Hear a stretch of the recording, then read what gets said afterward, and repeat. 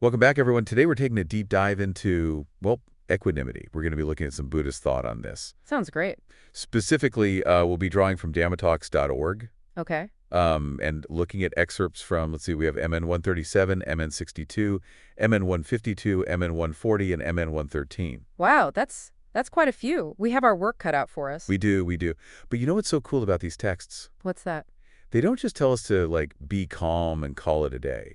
They give us, like, an actual roadmap. Oh, interesting. Yeah, for actually cultivating equanimity, like a deep, unshakable kind of stability. I like that. Unshakable stability, yeah. And get this, they even suggest this can lead to, like, higher states of awareness, maybe even enlightenment. Okay, so you're saying it's not just about like surface level calmness, like you said. Exactly. There's something more to it. Oh, yeah, definitely. And actually, you hit on something important there.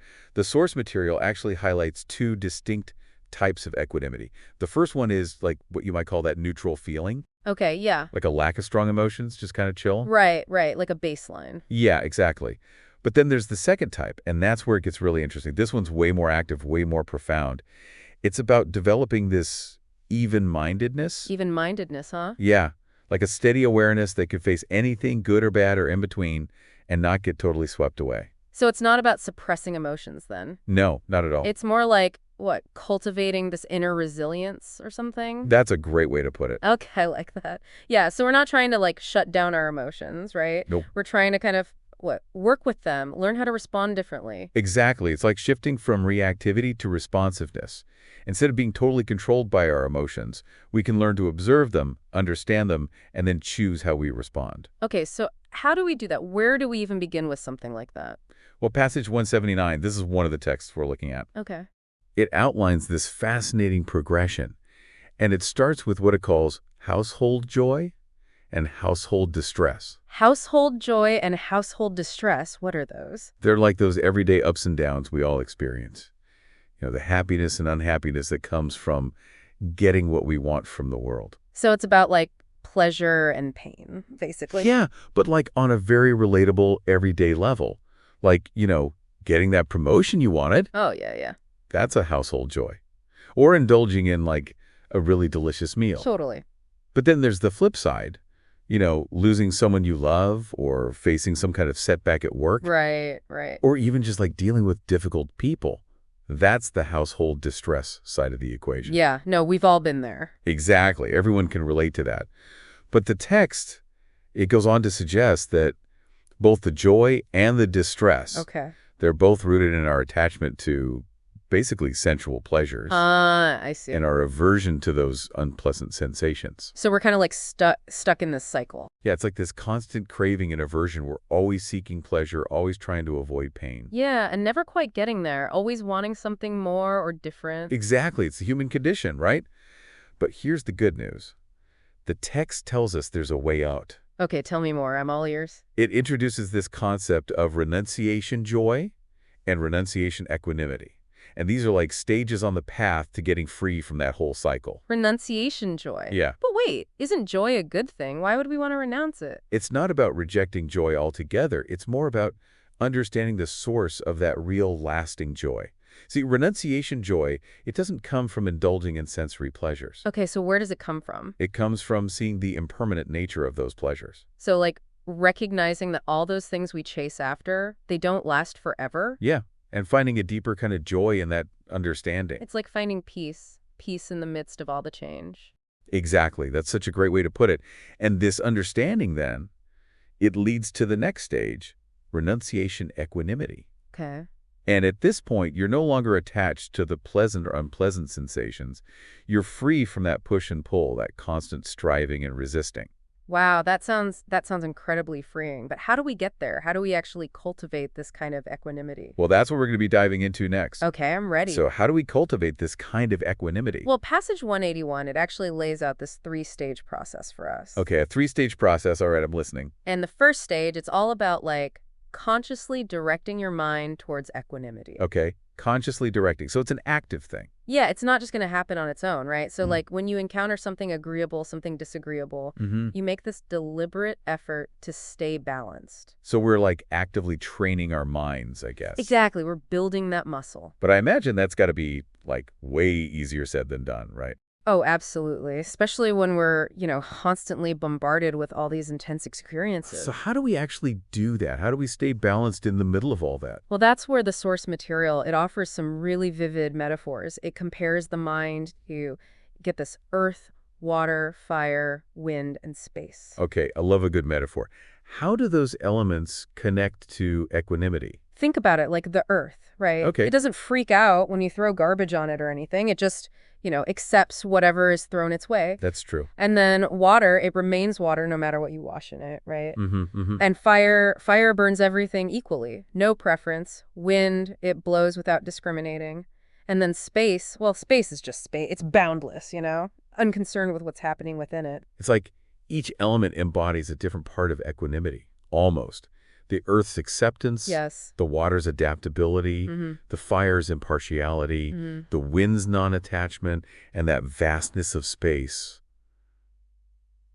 It's all there. Exactly. And by reflecting on these metaphors, we can start to get a feel for, what it means to cultivate equanimity in our own lives. It's not about becoming like emotionless or indifferent or something. No, no, not at all. It's more about developing that stable, grounded presence, Yeah. the kind that can weather any storm. Exactly. And as we'll see, this practice of equanimity, it doesn't stop at the level of everyday experiences. It can lead to even more profound states of being. Okay, I'm definitely interested in those more advanced stages.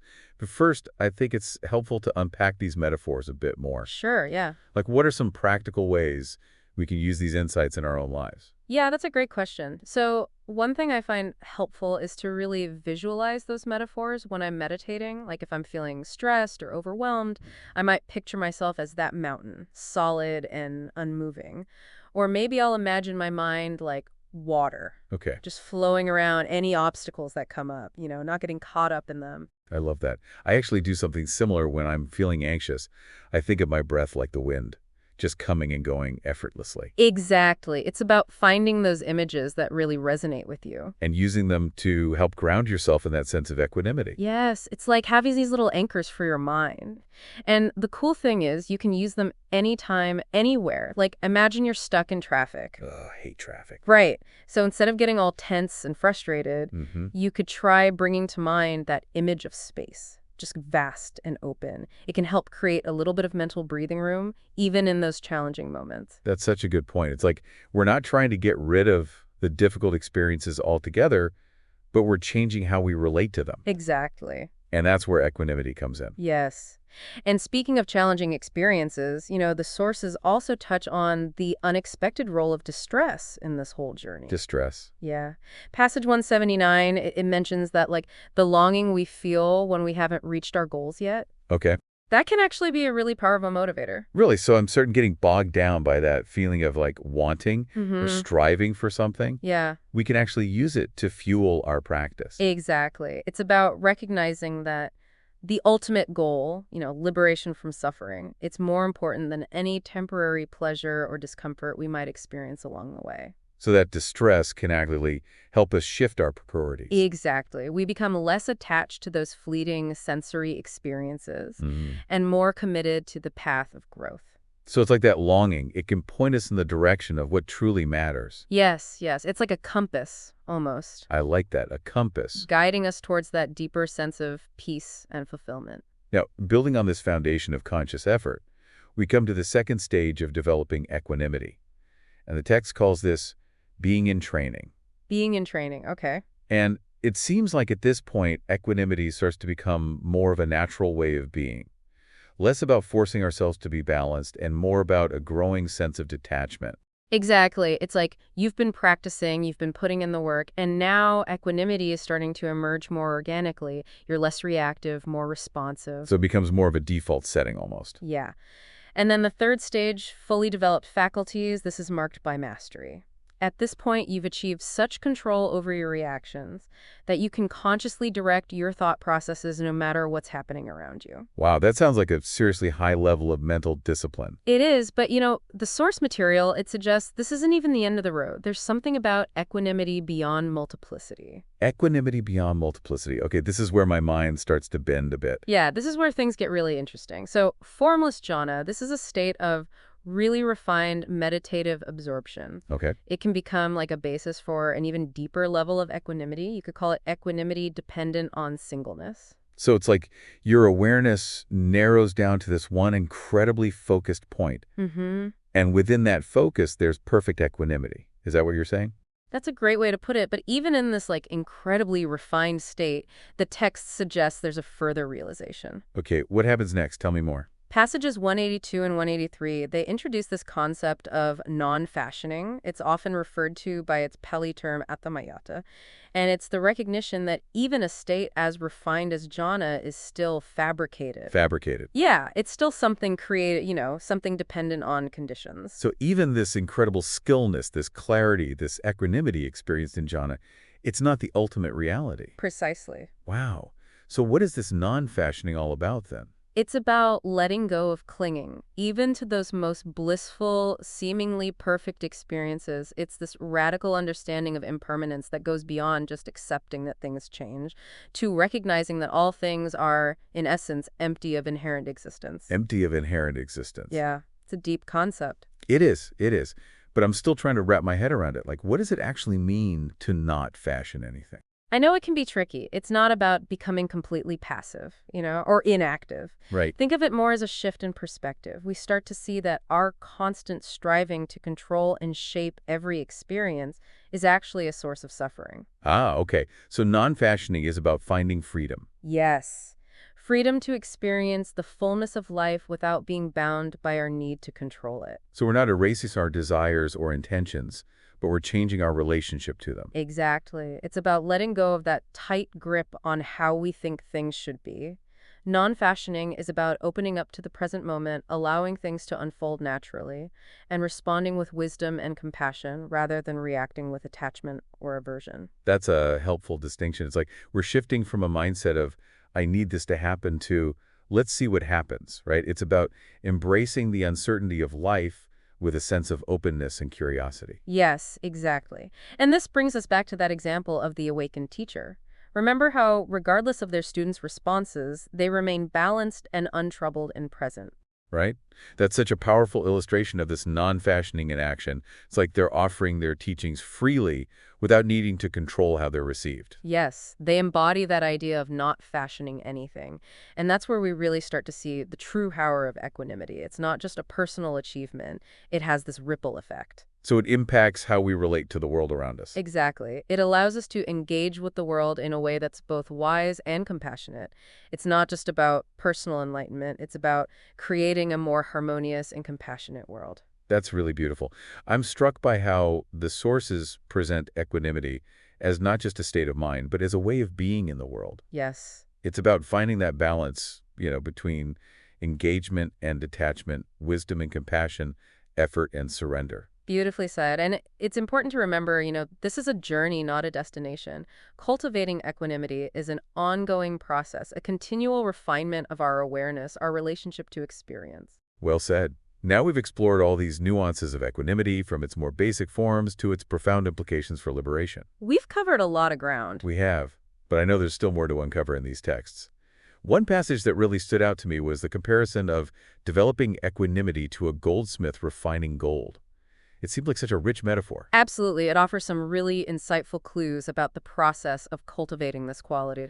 Shall we delve into that next? Yes, let's. I'm all ears. What can we learn from the goldsmith? I'm all ears. What can we learn from the goldsmith? Well, passage 182, it describes how a skilled goldsmith, they meticulously heat and blow on and sprinkle water on and examine the gold to remove impurities and refine it to a state of pure luminosity and malleability. So the goldsmith represents the meditator. Exactly. And the gold is like our own mind. Yes, and that process of refining the gold, it mirrors the process of cultivating equanimity. So it takes patience and diligence and skillful means to gradually chip away at those impurities, all that attachment and aversion and delusion that cloud our minds. Exactly. And, just like the goldsmith has those tools, like heat and water and careful examination, we have tools for cultivating equanimity, too. Oh, totally. Like mindfulness and meditation. Yes. Ethical conduct. Exactly. Each experience we encounter, whether it's pleasant or unpleasant, it's an opportunity to further refine our equanimity.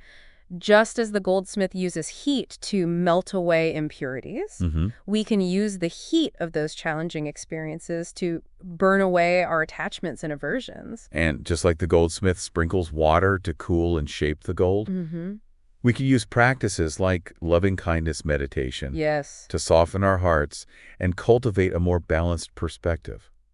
I'm seeing now how this metaphor, it really brings the whole process to life. It's a beautiful analogy, isn't it? It is. It is. And it highlights that equanimity, this isn't something we achieve overnight. Right. It's an ongoing process of refinement, a lifelong journey of transformation. And ultimately, just like that refined gold can be fashioned into like beautiful and valuable objects. Our cultivated equanimity can lead to a life of greater wisdom, greater compassion, greater freedom. Beautifully said. But this process, it doesn't have to be solitary, right? No, not at all. We have that example of the awakened teacher. It shows how equanimity can ripple outward, how it influences our relationships with others. Absolutely. That awakened teacher, they embody equanimity, not just in their inner state, but also in their interactions with the world.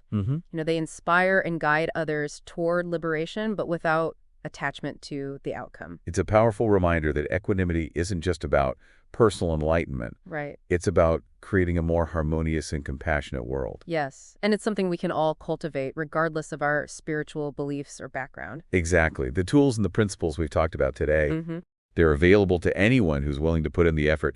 Well, I don't know about you, but I'm feeling really inspired to take these teachings to heart.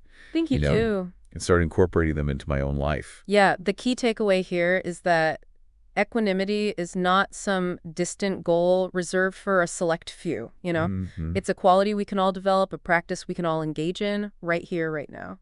So as we wrap up our deep dive into equanimity today, I want to leave everyone with a question to ponder. Okay. It's inspired by this whole concept of non-fashioning, What if, instead of trying to control and shape every experience, we deliberately practiced letting go? Okay, I like that. What if we just allowed ourselves to be present with whatever arises without needing to change it or fix it? Could that radical acceptance, that surrender to the flow of life, actually open us up to a deeper level of peace and freedom? That's a beautiful question to reflect on, and I think it's a perfect invitation to, continue exploring the wisdom of these Buddhist teachings on equanimity, perhaps revisit the passages we've discussed today, or delve into further readings on the topic. This deep dive has definitely sparked a curiosity in me to learn more, and I encourage you to do the same. Keep exploring, keep practicing, and see what unfolds. Until next time, may your journey be filled with balance, wisdom, and the liberating power of equanimity.